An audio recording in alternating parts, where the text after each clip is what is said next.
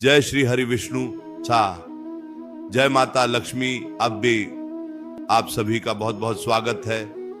आज हम बात करने वाले हैं एक बहुत ही विशेष और अत्यंत पवित्र दिन के बारे में। 26 मई 2026 दिन है, मंगलवार। इस दिन पड़ रही है अत्यंत फलदायी और सारे पापों का नाश करने वाली कमला एकादशी, जिसे हम पद्मिनी एकादशी के नाम से भी जानते हैं। यह दिन कोई साधारण दिन नहीं है। मंगलवार का दिन होने के कारण इस एकादशी का महत्व और भी अधिक बढ़ गया है। शास्त्रों में एकादशी के व्रत को व्रतों का राजा कहा गया है। जो भी व्यक्ति इस दिन सच्चे मन से भगवान श्री हरि की पूजा आराधना करता है, उसके जीवन के सभी कष्ट दूर हो जाते हैं और उसे मोक्ष की प्राप्ति होती है। आज के इस वीडियो में हम आपको एक ऐसा महा उपाय बताने जा रहे हैं जो आपके जीवन की काया पलट कर सकता है। यह उपाय है केवल एक चुटकी हल्दी का। जी हां, सही सुना आपने, केवल एक चुटकी हल्दी आपके जीवन से दरिद्रता को हमेशा के लिए दूर कर सकती है और आपके घर में धन धान्य की वर्षा कर सकती है और आपके रुके हुए सभी कार्यों को पूर्ण कर सकती है। हल्दी को हमारे शास्त्रों में बहुत ही शुभ और पवित्र माना गया है। यह भगवान विष्णु को अत्यंत प्रिय है और जहां भगवान विष्णु प्रसन्न होते हैं, वहां माता लक्ष्मी स्वयं ही खींची चली आती है। मंगलवार के दिन पड़ रही इस कमला एकादशी पर अगर आप यह एक चुटकी हल्दी का उपाय कर लेते हैं तो यकीन मानिए आपकी 7 पुश्तें भी पैसों पर राज करेंगी। आपके घर में कभी भी अन्न और धन की कमी नहीं होगी। तो आइए सबसे पहले हम बात करते हैं कि इस दिन आपको सुबह उठकर क्या करना चाहिए। एकादशी के दिन सुबह सूर्योदय से पूर्व उठना चाहिए। उठकर अपने दोनों हाथों के दर्शन करें और मन ही मन भगवान श्री हरि का स्मरण करें। इसके बाद घर की साफ सफाई करें और स्नान के जल में थोड़ा सा गंगा जल और एक चुटकी हल्दी डालकर स्नान करें। हल्दी डालकर स्नान करने से आपके शरीर की सारी नकारात्मक ऊर्जा दूर हो जाती है और आपका ऑरा शुद्ध हो जाता है। स्नान के बाद स्वच्छ पीले रंग के वस्त्र धारण करें, क्योंकि पीला रंग भगवान विष्णु का प्रिय रंग है। वस्त्र धारण करने के बाद अपने घर के मंदिर की सफाई करें। एक लकड़ी की चौकी लें, उस पर पीला वस्त्र बिछाएं और भगवान विष्णु और माता लक्ष्मी की प्रतिमा या तस्वीर स्थापित करें। अब एक तांबे के लोटे में जल लें, उसमें थोड़ा सा गंगा जल और थोड़े से पीले फूल डालें। इस जल से भगवान को स्नान कराएं। इसके बाद ही शुरू होता है हमारा आज का यह विशेष और चमत्कारिक महा उपाय। ध्यान से सुनिएगा। आपको एक कटोरी लेनी है। कोशिश करें कि यह कटोरी पीतल की हो या तांबे की हो। अगर यह न हो तो आप कोई भी साफ कटोरी ले सकते हैं। इस कटोरी में आपको एक चुटकी पिसी हुई शुद्ध हल्दी डालनी है। ध्यान रहे कि यह हल्दी रसोई घर की झूठी हल्दी ना हो। पूजा के लिए हमेशा एक अलग हल्दी का पैकेट रखना चाहिए। इस एक चुटकी हल्दी में आपको थोड़ा सा गंगा जल मिलाना है और इसका एक लेप तैयार करना है। अब अपने दाहिने हाथ की अनामिका उंगली से, यानी जिस उंगली में हम अंगूठी पहनते हैं, उस उंगली से इस हल्दी के लेप को भगवान विष्णु के श्री चरणों में लगाना है और मन ही मन भगवान से अपनी प्रार्थना कहनी है। जो भी आपकी समस्या है, चाहे वह धन से जुड़ी हो, व्यापार से जुड़ी हो, नौकरी से जुड़ी हो या विवाह से जुड़ी हो, आपको सच्चे मन से भगवान को अपनी परेशानी बतानी है। इसके बाद इसी हल्दी से माता लक्ष्मी के चरणों में भी तिलक करें और प्रार्थना करें कि हे माता लक्ष्मी, आप हमारे घर में स्थायी रूप से निवास करें, हमारे घर की दरिद्रता को दूर करें। अब जो हल्दी उस कटोरी में बच गई है, उसका क्या करना है, यह बहुत ही महत्वपूर्ण है। इस बची हुई हल्दी को लेकर आप अपने घर के मुख्य द्वार पर जाएं। घर के मुख्य द्वार के दोनों तरफ इसी हल्दी से एक एक स्वास्तिक का निर्माण करें। स्वास्तिक बनाते समय मन ही मन श्री हरि और माता लक्ष्मी का ध्यान करते रहे। मुख्य द्वार पर हल्दी का स्वास्तिक बनाने से घर में किसी भी प्रकार की नकारात्मक ऊर्जा प्रवेश नहीं कर पाती है और घर में सुख समृद्धि का वास होता है। इसके बाद अगर फिर भी थोड़ी सी हल्दी बच जाए तो उसे अपने घर की तिजोरी में या जहां आप अपना धन रखते हैं वहां एक छोटा सा तिलक लगा दें। ऐसा करने से आपका धन दिन दूनी रात चौगुनी गति से बढ़ने लगेगा। आपके अनावश्यक खर्चे रुक जाएंगे और धन संचय में वृद्धि होगी। यह एक चुटकी हल्दी का उपाय देखने में भले ही बहुत छोटा सा लगता हो, लेकिन इसके प्रभाव अचूक और चमत्कारी है। यह उपाय आपको 26 मई 2026 मंगलवार के दिन सुबह पूजा के समय या फिर शाम को गोधूलि बेला में करना है। अब हम बात करते हैं कमला एकादशी यानी पद्मिनी एकादशी की व्रत कथा के बारे में, क्योंकि बिना कथा सुने कोई भी एकादशी का व्रत पूर्ण नहीं माना जाता है। प्राचीन काल में त्रेता युग में महिष्मती नाम की एक नगरी थी।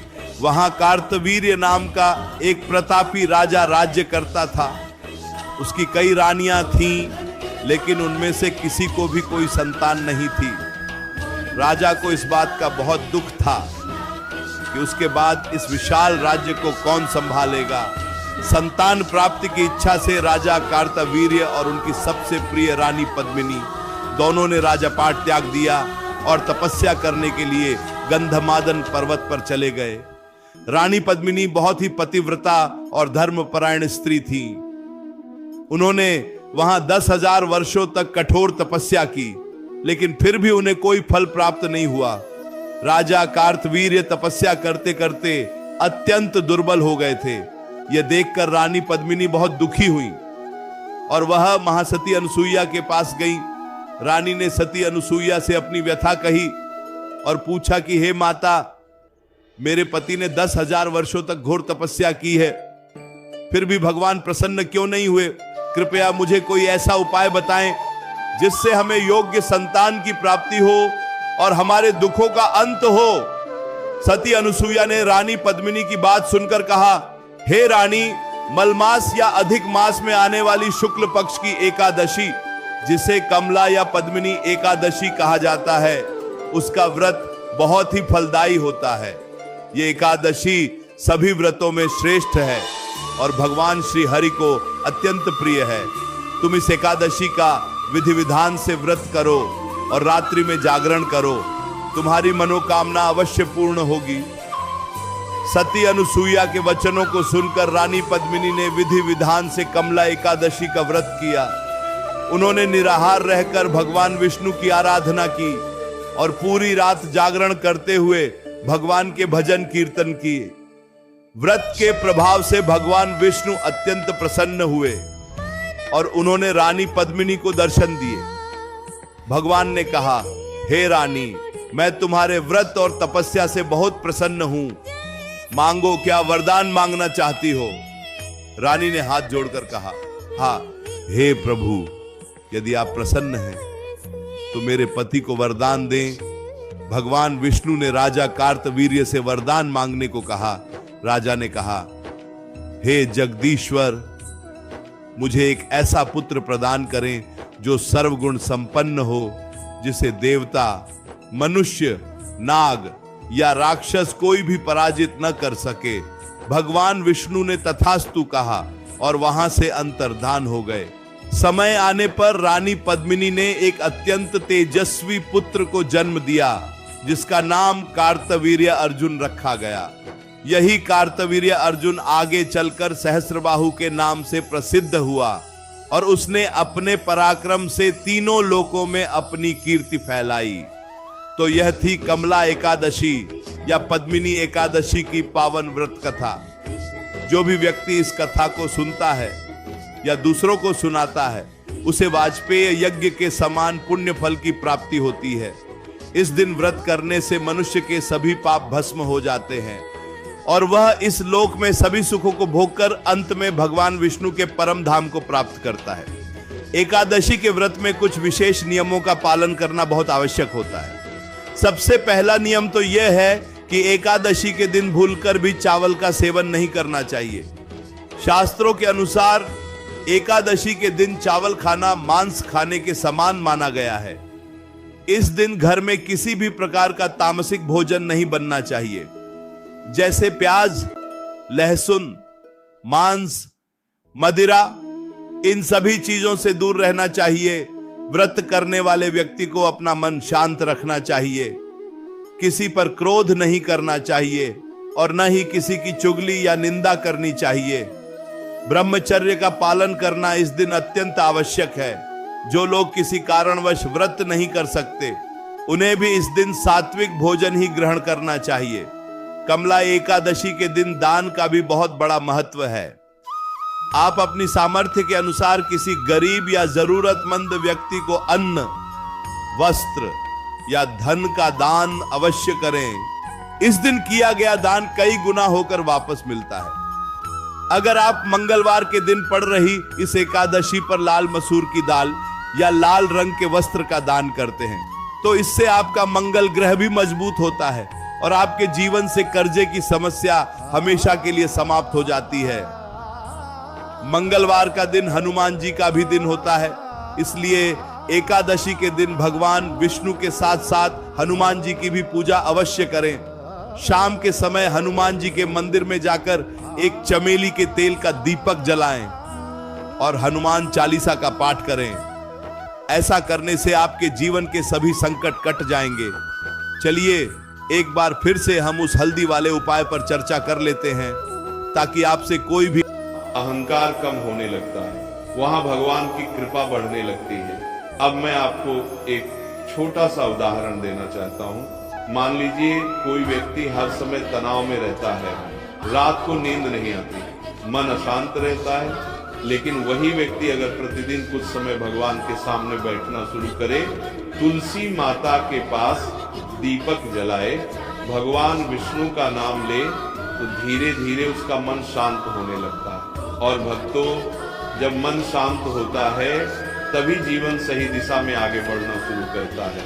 प्रिय भक्तजनों, अब जानिए इस उपाय का सबसे बड़ा आध्यात्मिक अर्थ, दीपक का अर्थ केवल रोशनी नहीं होता, दीपक अंधकार हटाने का प्रतीक माना जाता है। जिस प्रकार एक छोटा सा दीपक पूरे कमरे का अंधकार मिटा देता है, उसी प्रकार भगवान का स्मरण जीवन की नकारात्मकता को धीरे धीरे कम करने लगता है। इसीलिए परिवर्तिनी एकादशी पर तुलसी माता के सामने दीपक जलाना शुभ माना गया है। प्रिय भक्तों, लेकिन अब जो बात मैं बताने जा रहा हूँ उसे बहुत ध्यान से सुनिएगा। बहुत लोग अनजाने में तुलसी माता से जुड़ी ऐसी गलतियां कर बैठते हैं जिससे उपाय का प्रभाव कम हो जाता है। जैसे क्रोध की अवस्था में पूजा करना, गंदे मन से भगवान के सामने जाना या केवल लालच के लिए उपाय करना। भक्तों, भगवान भावना देखते हैं, दिखावा नहीं। प्रिय भक्त जनों, अब आगे आने वाले दूसरे भाग में मैं आपको बताऊंगा तुलसी का यह गुप्त उपाय किस समय करना सबसे अधिक प्रभावशाली माना जाता है। दीपक में कौन सी चीज डालने से सकारात्मक ऊर्जा बढ़ती है और वह कौन सा छोटा मंत्र है जिसे बोलकर यह उपाय कई गुना शक्तिशाली माना जाता है। साथ ही मैं आपको यह भी बताऊंगा कि क्यों कुछ लोगों के जीवन में अचानक शुभ संकेत दिखाई देने लगते हैं। सबसे पहले यह समझिए, हर उपाय का एक सही समय होता है और जब सही समय पर श्रद्धा के साथ उपाय किया जाए तो उसका प्रभाव मन पर अधिक गहराई से महसूस होने लगता है। इसीलिए परिवर्तिनी एकादशी पर सुबह ब्रह्म मुहूर्त और शाम का संध्या काल अत्यंत शुभ माना गया है। जब सूर्य अस्त होने लगता है, वातावरण शांत होने लगता है और घरों में दीपक जलने लगते हैं, उस समय तुलसी माता के सामने दीपक जलाना बहुत सात्विक माना गया है। प्रिय भक्तों, अब जानिए दीपक में कौन सी चीज डालना शुभ माना जाता है। कई परंपराओं में कहा गया है कि अगर दीपक में थोड़ा सा कपूर, लौंग या हल्दी का स्पर्श कर दिया जाए तो वातावरण में सकारात्मकता बढ़ती है। लेकिन यहाँ एक बात ध्यान रखिए, इन चीजों से भी अधिक महत्वपूर्ण है आपकी भावना। अगर मन अशांत हो, क्रोध और अहंकार से भरा हो तो बड़ा से बड़ा उपाय भी अधूरा रह जाता है। लेकिन अगर मन श्रद्धा से भरा हो तो छोटा सा दीपक भी भगवान तक पहुंच जाता है। अब जानिए इस उपाय की विशेष विधि। संध्या समय तुलसी माता के पास दीपक रखिए, फिर दोनों हाथ जोड़कर प्रेम से प्रणाम कीजिए। अब एक तुलसी पत्र लीजिए और उस पर हल्दी या कुमकुम का छोटा सा तिलक लगाइए। फिर भगवान विष्णु का स्मरण करते हुए वह तुलसी पत्र दीपक के पास रख दीजिए। भक्तों, यह केवल एक धार्मिक क्रिया नहीं बल्कि आपके मन को भगवान से जोड़ने का माध्यम है। अब यहाँ एक बहुत गहरी बात समझिए। आज लोग हर समय बाहर समाधान खोजते रहते हैं, लेकिन असली शांति भीतर से आती है। जब कोई व्यक्ति कुछ समय भगवान के सामने बैठता है, तुलसी माता के पास दीपक जलाता है, तो धीरे धीरे उसका मन स्थिर होने लगता है। और भक्तों, स्थिर मन ही सबसे बड़ी शक्ति है। प्रिय भक्त जनों, अब जानिए वो छोटा सा मंत्र जिसे इस उपाय के समय बोलना अत्यंत शुभ माना जाता है। तुलसी माता के सामने श्रद्धा से बोले, नमो भगवते वासुदेवाय, या जय तुलसी माता, जय श्री हरि विष्णु। भक्तों, जब मंत्र, दीपक और श्रद्धा एक साथ जुड़ जाते हैं तो मन के भीतर एक अलग प्रकार की शांति उत्पन्न होने लगती है।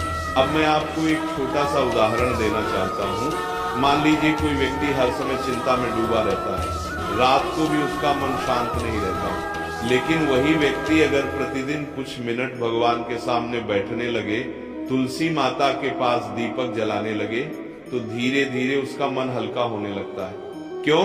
क्योंकि भगवान का स्मरण मन के अंधकार को कम करना शुरू कर देता है। प्रिय भक्त जनों, अब जानिए वो संकेत जिससे समझा जाता है कि आपके घर में सकारात्मक ऊर्जा बढ़ने लगी है।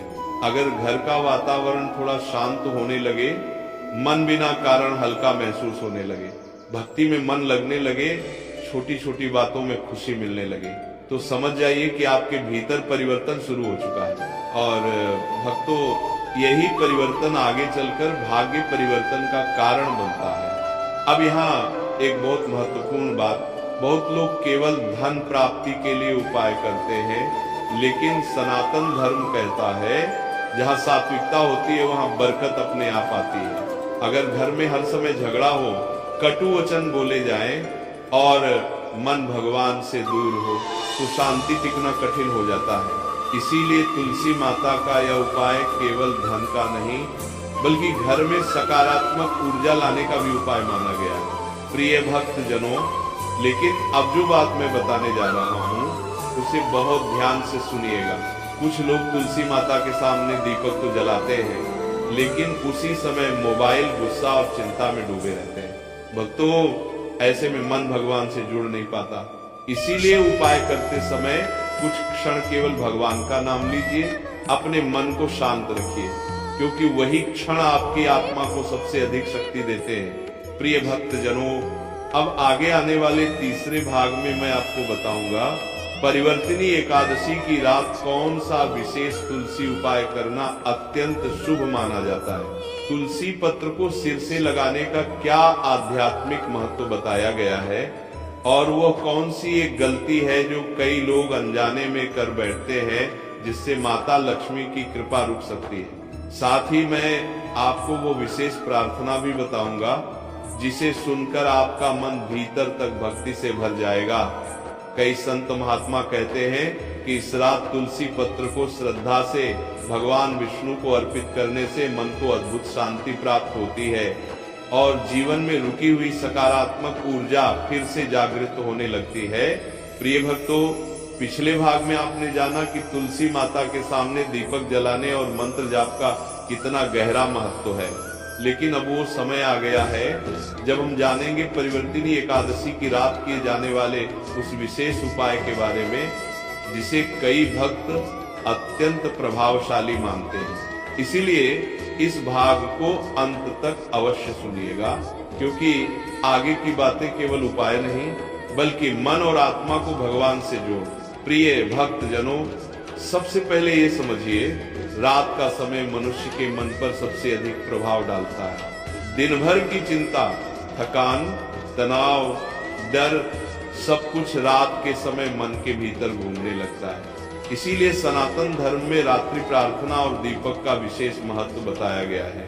जब व्यक्ति सोने से पहले भगवान का स्मरण करता है तो उसका मन धीरे धीरे शांत होने लगता है। और भक्तों, शांत मन ही सबसे बड़ा आशीर्वाद है। अब जानिए वह विशेष तुलसी उपाय परिवर्तिनी एकादशी की रात सोने से पहले स्नान या हाथ मुंह धोकर साफ अवस्था में तुलसी माता के पास जाइए। अगर संभव हो तो एक छोटा सा घी का दीपक फिर से जलाइए। अब तुलसी माता को प्रणाम कीजिए और श्रद्धा से एक तुलसी पत्र लीजिए। ध्यान रखिए भक्तों, तुलसी पत्र को बहुत प्रेम और सम्मान से लेना चाहिए। अब उस तुलसी पत्र को अपने मस्तक से लगाइए और कुछ क्षण आंखें बंद करके भगवान विष्णु का स्मरण कीजिए। प्रिय भक्त जनों, अब यहाँ एक बहुत गहरा आध्यात्मिक रहस्य समझिए। तुलसी पत्र को सिर से लगाने का अर्थ केवल एक धार्मिक क्रिया नहीं माना गया। ये भगवान के चरणों में अपने अहंकार को झुकाने का प्रतीक माना जाता है। जब व्यक्ति अपने अहंकार को कम करना शुरू करता है तभी उसके भीतर भक्ति जागती है, और जहां भक्ति आती है वहां भय धीरे धीरे समाप्त होने लगता है। अब जानिए इस समय कौन सी प्रार्थना करना शुभ माना जाता है। दोनों हाथ जोड़कर प्रेम से बोलिए, हे प्रभु श्री हरि, मेरे जीवन से अंधकार और नकारात्मकता दूर करें, मेरे घर में सुख और शांति बनाए रखें, मेरे मन को भक्ति और सात्विकता से भर दें। भक्तों, जब ये प्रार्थना सच्चे मन से निकलेगी तो आपका मन भीतर तक हल्का महसूस करेगा। अब मैं आपको एक छोटा सा उदाहरण देना चाहता हूँ। मान लीजिए कोई व्यक्ति हर समय डर और चिंता में जी रहा है। उसे लगता है कि उसका भाग्य उसका साथ नहीं दे रहा, लेकिन वही व्यक्ति अगर प्रतिदिन कुछ समय भगवान को देने लगे, तुलसी माता के सामने बैठने लगे, अपने मन की बात भगवान से कहने लगे, तो धीरे धीरे उसके भीतर एक नई शक्ति जागने लगती है। और भक्तों, जिस मनुष्य के भीतर उम्मीद जीवित हो उसका जीवन कभी पूरी तरह अंधकार में नहीं रहता। प्रिय भक्त जनों, अब यहाँ एक बहुत महत्वपूर्ण बात, कुछ लोग केवल उपाय करते हैं लेकिन अपने व्यवहार को नहीं बदलते। वे पूजा भी करते हैं लेकिन क्रोध, कटु वचन और नकारात्मक सोच से बाहर नहीं निकलते। भक्तों, ऐसे में उपाय का पूरा प्रभाव नहीं मिल पाता। याद रखिए, नाकाम भगवान केवल दीपक नहीं देखते, वे मन की भावना देखते हैं। अगर मन सच्चा हो तो छोटा सा तुलसी पत्र भी भगवान तक पहुंच जाता है। प्रिय भक्त जनों, अब जानिए वह संकेत जिससे समझा जाता है कि तुलसी माता की कृपा आपके घर में बढ़ने लगी है। अगर घर का वातावरण थोड़ा शांत होने लगे, मन भक्ति में लगने लगे, बिना कारण डर कम होने लगे, सुबह उठते समय मन हल्का महसूस होने लगे, तो समझ जाइए कि आपके भीतर सात्विक ऊर्जा बढ़ रही है। और भक्तों, जहाँ सात्विकता आती है वहाँ माता लक्ष्मी का प्रवेश भी होने लगता है। अब यहाँ एक और गहरी बात समझिए। आज लोग हर समय केवल बाहर की दुनिया में उलझे रहते हैं। मोबाइल, तनाव, तुलना, भय, लेकिन जब व्यक्ति कुछ समय भगवान के सामने बैठता है तो उसे महसूस होता है कि असली शांति भीतर छिपी हुई है। इसीलिए संत महात्मा हमेशा कहते हैं, भगवान का नाम मनुष्य के भीतर प्रकाश जगाता है, मनुष्य के भीतर प्रकाश जगाता है। प्रिय भक्त जनों, लेकिन अब जो बात मैं बताने जा रहा हूँ उसे बहुत ध्यान से सुनिएगा। कुछ लोग अनजाने में तुलसी माता का अपमान कर बैठते हैं, जैसे क्रोध में तुलसी के पास जाना, रात में बिना श्रद्धा के तुलसी पत्र तोड़ना या तुलसी के पास अपशब्द बोलना। भक्तों, ऐसी बातें शास्त्रों में उचित नहीं मानी गई हैं। इसीलिए तुलसी माता के पास हमेशा शांत मन और पवित्र भावना के साथ जाना चाहिए। प्रिय भक्त जनों, अब आगे आने वाले अंतिम और सबसे महत्वपूर्ण भाग में मैं आपको बताऊंगा परिवर्तिनी एकादशी का सबसे गुप्त तुलसी रहस्य क्या है, वह कौन सी सबसे बड़ी गलती है जिससे माता लक्ष्मी की कृपा रुक सकती है, और आखिर क्यों कुछ लोगों के जीवन में अचानक शुभ परिवर्तन दिखाई देने लगते हैं